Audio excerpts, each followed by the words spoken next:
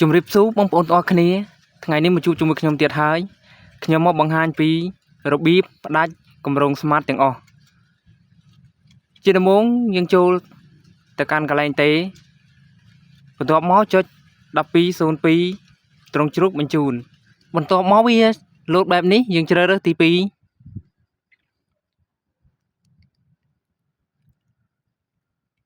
អញ្ចឹងយើងចុចលេខ2ទៅបន្ទាប់មកចុចពាក្យថាសេន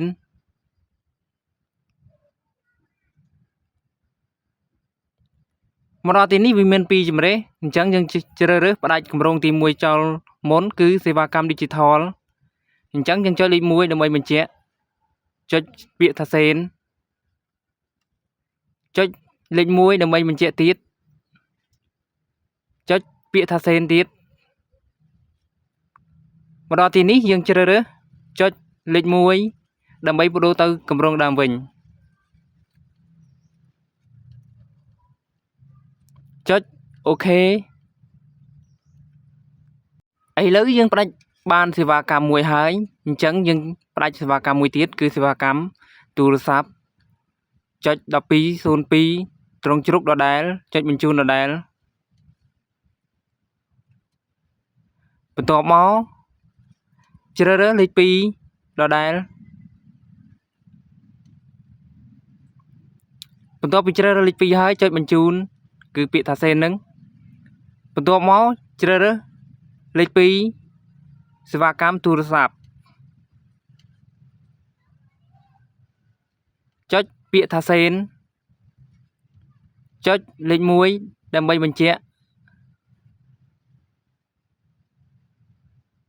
ចុចពាក្យថាសេនចុចអូខេបន្ទាប់មកវាចេញអូខេអញ្ចឹងវាសរសេរថាអ្នកបានផ្ដាច់គម្រោងស្មាតជោគជ័យបន្ទាប់មកយើងមានតែចាំសារពីក្រុមហ៊ុនដើម្បីឲ្យគេបញ្ជាក់ថា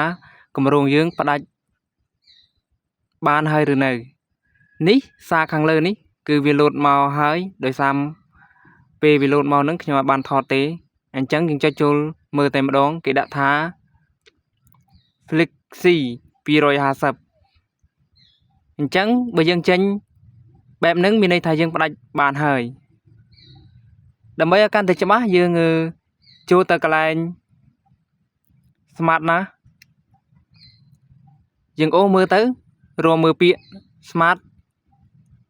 Flexi 250វីដេអូនេះមានតែប៉ុណ្្នឹងទេសម្រាប់បងប្អូនមិនទាន់ចេះអាចធ្វើតាមវីដេអូនេះបាន